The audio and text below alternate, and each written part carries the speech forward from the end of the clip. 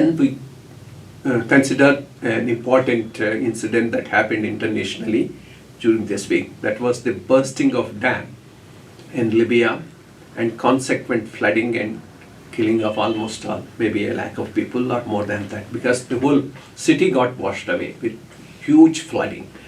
How did it happen? There are two reasons. One is the climate change. Climate change is there and there's no way we can escape from that.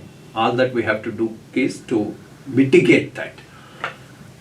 And it does not spare any country in particular. I mean, the developed countries as well as the less developed countries, both are equally vulnerable. But only thing is, when preparing for it or taking action after the incident, naturally the countries with better infrastructure, better wealth, have a much better response to the natural disasters compared to countries which are less endowed. But more importantly, this climate change, the emission of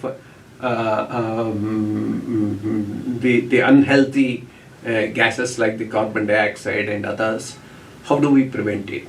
The Western world wants to impose it in such a way that it does not in any way interfere with their standards of living, and the price for that has to be borne by the less developed countries. This is ridiculous. Any day, if you want to contain climate change and reduce the emissions, that can only happen with a lifestyle which is more contented, less materialistic. Unless that attitude is there across the globe, these other remedies like sequencing of CO2 or better technology can only have a marginal impact but not a major impact. Otherwise, the world is doomed to suffer like this. With reference to Libya, the issue has become a double problem for them. One is the climate change, because of which that, like it is happening anywhere in the world, that Daniel storm, cyclone, after drenching Greece and other countries, came to Libya. Here they were ill prepared for it. The dam burst, and because of the dam burst, people have died. And why did it happen? Because of lack of maintenance. And for that, because there is no governance as far as Libya is concerned. And for that also, again, the NATO and the Western world is responsible. To get a proper view of this, we have to go a little back in history. In the 60s, the whole Arab world, there is one charismatic leader, Gamal Nazar from Egypt. He was not a theocratic leader. He was a secular socialist leader. And he impressed, and a lot of people were impressed by his ideology. And some of them developed themselves. One is Saddam Hussein in Iraq and Gadaffi in Libya.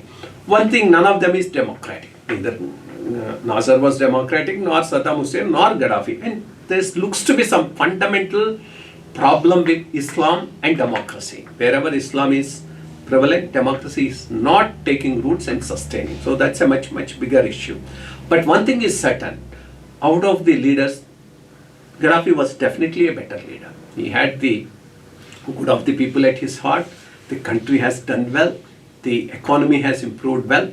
And he has his own philosophy, which he expounds in his book, Green Book, where he tried to bring about a synthesis between Islam and socialism, communism. And when things were going well, he wanted a West African Union, a much bigger union of the Western countries, where France has some interest, Italy has some interest, England has some interest. Of course, America has interest everywhere. They were rattled. So the best thing is you start up a coup within the country, then make him the target, take the sanction of the UN. At that time, Russia and China have their own problems, so they just abstained. They didn't vote against it. Then NATO takes the lead and then bombs him and kills him. And then what happened? One thing is, these Western countries and NATO are good at disrupting the systems, but can never substitute a good system for that. either it is Iraq or Gadaffi, the existing fellow has been bumped off.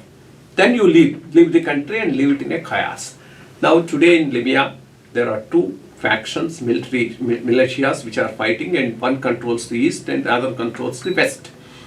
And nobody was looking at improving the infrastructure or taking care of the existing infrastructure.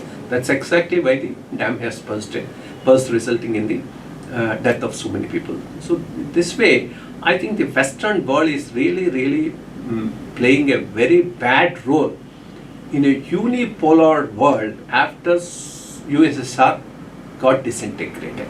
Luckily now, the world is turning out to be a multipolar world, with India has some stake, Russia, China and others. And that's what they are now afraid of. That's why issues like this Khalistani movement support and all those things are coming. Let's hope Libya would have a better leader, whether democratically elected or otherwise, who can take care of the country and save the people in the much longer term. Thank you.